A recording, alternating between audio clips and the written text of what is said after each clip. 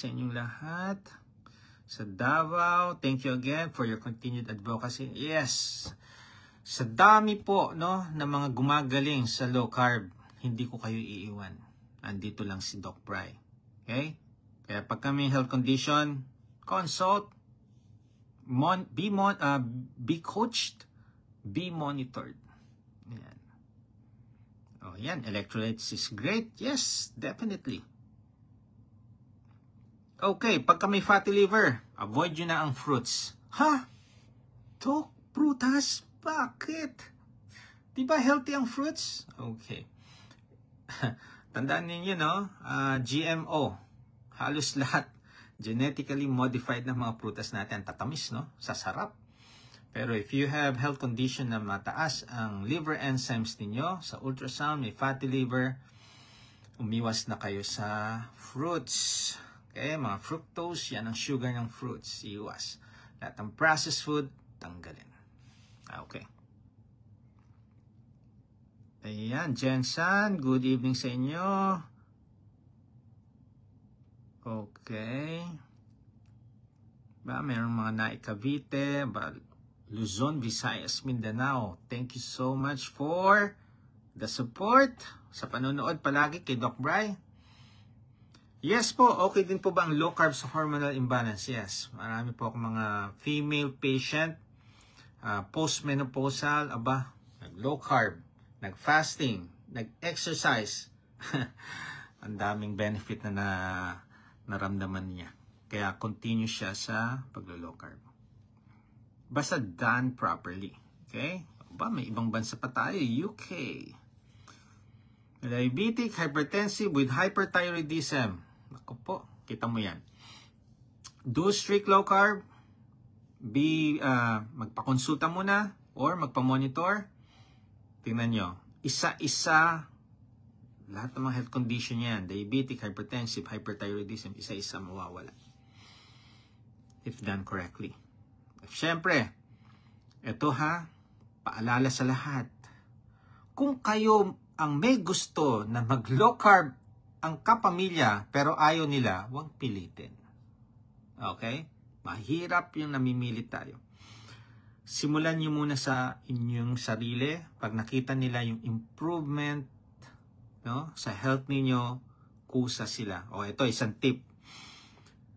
Yung isang coachee ko, no, coachee namin ni Kuya Gibo, kinabit niya yung sa TV, yung live ko. So, lahat ng mga tao sa bahay nakikinig. After ilang months, napansin niya, hindi na nagra-rise yung husband. So, dun isang tip na pwede niyong i-share or ipaalam sa family members. Yung magsisend kayo ng link, hindi nila panonoodin yan. Kaya ang pinakamaganda dyan, pag nagsalo-salo kayo, i-connect nyo sa TV ninyo, taasan nyo ng volume, yung remote control, ilagay nyo doon sa hindi nila mahahanap. Kahit gusto nila patayin, hindi nila papatay. So habang kumakain, nakikinig, ma-realize nila. Matry nga. Pwedeng gano'n. So, magulat kayo, yung ayaw na ayaw, yung kontra sa inyo sa paglo-low carb, ayun. Umpisa na, nagbabawas na sila ng tinapay, nagtatanggal na. Yung kanin, unti-unti, natatanggal din. Yung mga sugar, tinatanggal nila. Makikita nila, mag-i-improve ang kanilang pakiramdam. Okay? Ayan. Okay. I do soup when breaking my fasting. Yes, yan tinatawag na broth. When you are doing the extended fasting, bone broth is very useful for breaking your fast. After 30 minutes, eat your 50% food sa plate. Pag busog na, do not finish yung kalahati. Pero kung kulang pa rin, sa tingin ninyo, gutom pa kayo, you can finish the rest. Okay? Ang daming tips na yun Okay, if you are not diabetic, yes, pwede naman po ang coconut water. If you are not diabetic. Pwede po ba na low carb diet but gaining or at least maintain weight? Yes. So paano? Do low carb, pero kailangan nyo ng lifting exercise. Okay? Gaganahan kayo lalong kumain yan pagka mayroong resistance exercise. It will increase your metabolism. Gaganahan kumain. Okay? So, mag-gain kayo ng weight, mag-maintain kayo ng weight. Ayan. Yes, kapag baguhan, need talaga electrolytes. Pansinin nyo, huwag kayong mag-electrolytes. Ewan ko na lang kung hindi kayo mawindang sa mga discomfort na mararamdaman ninyo. Sa umpisa, manlalata kayo, parang ang bigat ng paa ko. Tapos, yung iba, sumasakit ang ulo. Yung iba, nagpapalpitate. Yung iba, nahihilo. So, we really need electrolytes. Okay? Sa mga baguhan. Okay. If nag-take na ng tablets na potassium at magnesium, salt na lang na i-take to complete electrolytes. Hindi naman. Kasi ang pagtitimpla ng electrolytes, no, sa 1 liter, kasi naikakalat nyo the whole day. Yung tablets, isang inuman lang eh. Okay? So, need natin i-spread throughout the day yung electrolyte fluids natin. Okay? Okay. Safe po ba ipainom ang homemade electrolytes sa mga bata or safe po ba ang Gatorade? Okay, processed food po yung last na binanggit nyo. Yung homemade, much better. Okay? Make sure yung mga bata, no? Naglalaro ha, tumatakbo. Okay? Kadalasan, ang electrolytes, pinapainom yan pagka nagsusuka, nagtatae, no? May diarrhea. Okay? Or kadalasan sa mga patient ko na pedya, pagka may lagnat, mag-electrolytes kayo. Okay? Kasi ang fever, lalo na kung high-grade fever, nakaka-dehydrate po yan. Okay? Paano kapag breastfeeding, gusto mag-low carb? Yes, pwede naman po. No? Hindi naman yan na, dun lang sa mga, dun sa fasting lang ang may problem. 12 hours fasting. Hindi pwede mag-extended fasting kapag nagbe-breastfeeding. Okay? Okay. Ayan. Pwede po bang stevia sa fasting? Nakaka-break po ba siya? Yes, it will break your fasting ang stevia. Kaya usually, no, when you drink your coffee, black, no stevia. No creamer, no sugar.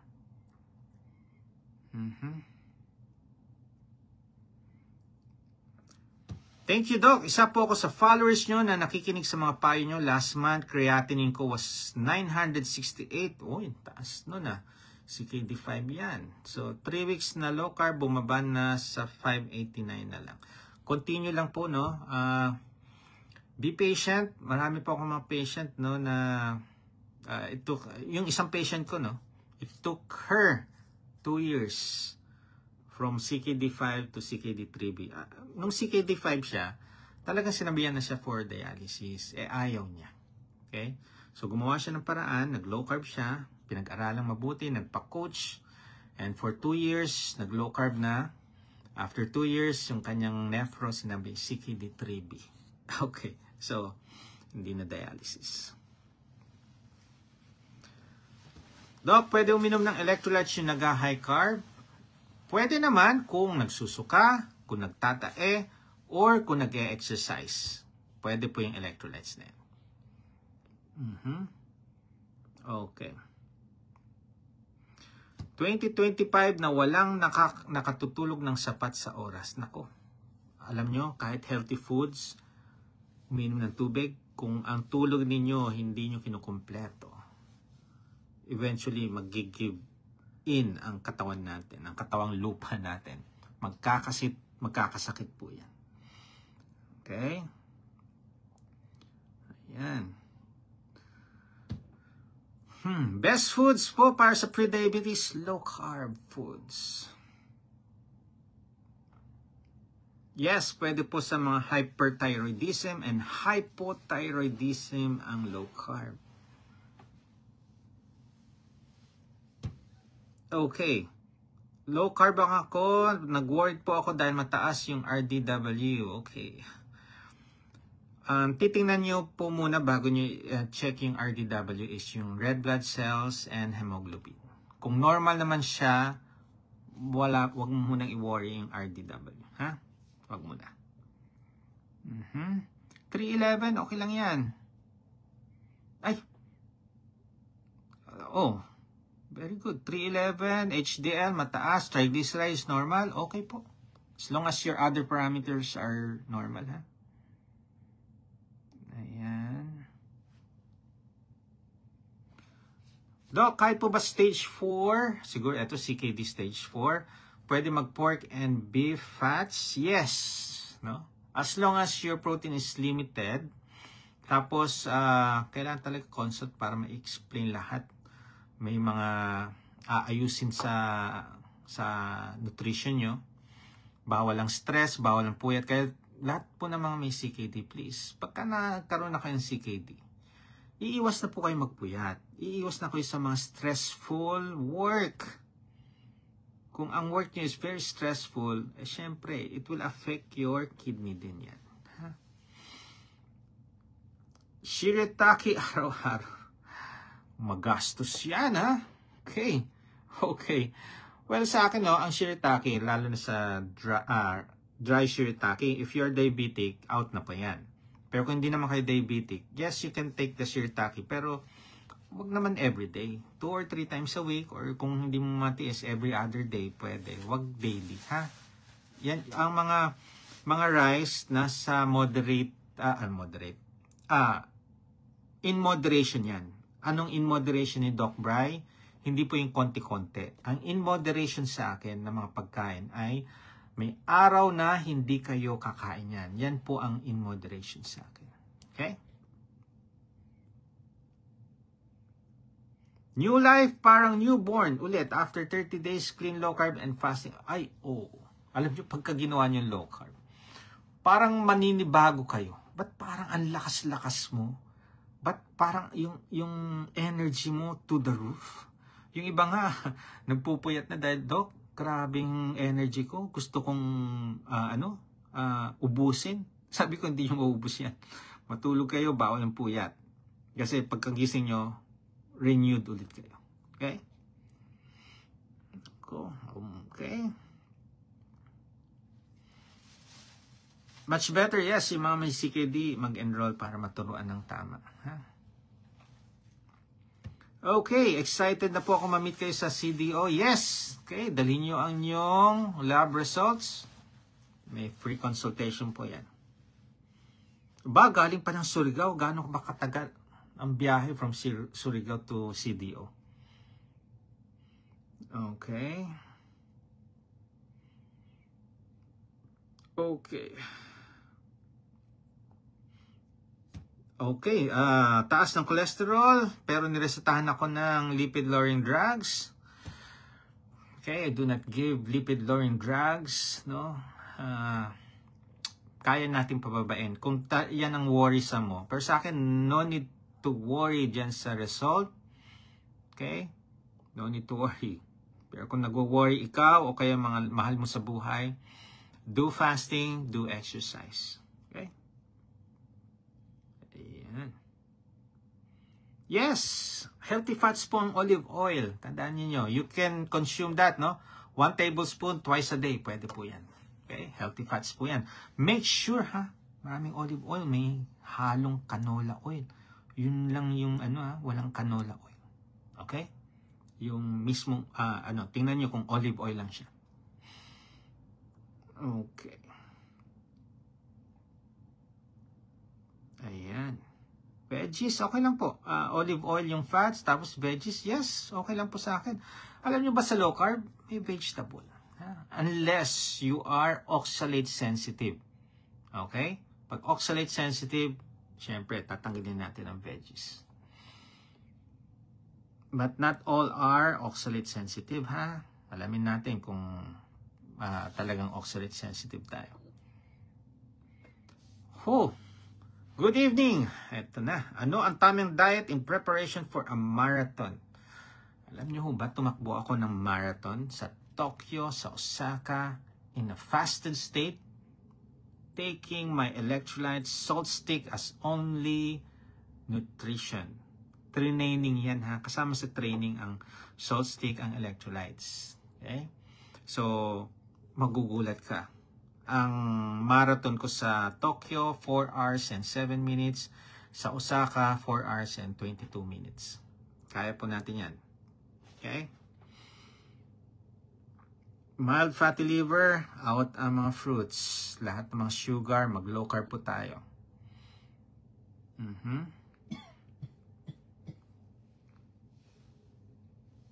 Ayan. Red blood cell, 5.3. I think it's normal. Normal po ang red blood cell niya. So, nothing to worry sa RDW. Okay. Doc, paano allergy sa eggs? Okay. Elimination ang tawag dyan, no? I-eliminate natin yung mga nagkakos. Kadalasan ng mga mataas mag-cause ng allergy, mga processed food. Okay? So, iwas na tayo. Siyempre, sa mga naglo-low carb, hindi na kumakain ng processed food. Puro real foods na yan. Lutong bahay. Pagka kumain kayo sa labas, siyempre, magkakaroon kayo allergy niyan. Kasi yung mga ingredients na hinahalo. Okay. Pagka low carb, ina-out ko ang nuts, ina-out ko ang seafoods. Yung mga shrimp, crabs, no? Pinapatanggal ko yan. So, tingnan natin. Then, kung mayroong allergy pa rin, i-observe natin. Tanggalin natin yung eggs for, sabihin natin, 2 weeks, 1 month, walang eggs muna. Kung walang allergy, ibig sabihin, wala na kayong kinakain na nagkakos ng allergy. Then, pwede natin i-incorporate yung egg. Wag ka muna ng mga nuts, ng seafoods, wag muna. Egg lang muna. Tingnan nyo kung magkakaroon ng allergy. Kung ganon, kung nagkaroon ka ng allergy dun sa egg, yes. So, iwas na tayo sa eggs muna. Pero may iba, no? Ka-allergy, nung tinanggal, after ilang months, nung binalik, wala nang allergy. Okay? Kaya pagkain, hindi pare-pareho eh. Okay? Baka naman peki yung itlog, no? Pwede. Okay? Ayan, Doc, after low carb, I feel full of energy. Sometimes I could not sleep early. Okay. Alam nyo yung energy, do resistance exercise, cardio exercise. Huwag lang puro nutrition lang tayo, ha? Kailangan natin yan. Tapos baka naman nagkakape kayo, over ng kape. Okay. Tanggalin nyo yung kape kung hindi kayo makatulog. Okay. Tiyaga lang at consistent ang kailangan, yes. Okay. Yun. So, summarize. Okay. LC diet tips. Okay. Focus on protein and healthy fats. Importante yan sa health natin, no? Then, avoid ultra-processed foods. Drink your water or your electrolytes and listen to your body. Kung gusto niyo mag-improve ang inyong health, tanggal ang mga health conditions niyo, mas energetic, do low carb, no? Do fasting, exercise. Be the best version of yourself, adapt, and you will definitely evolve. Bye!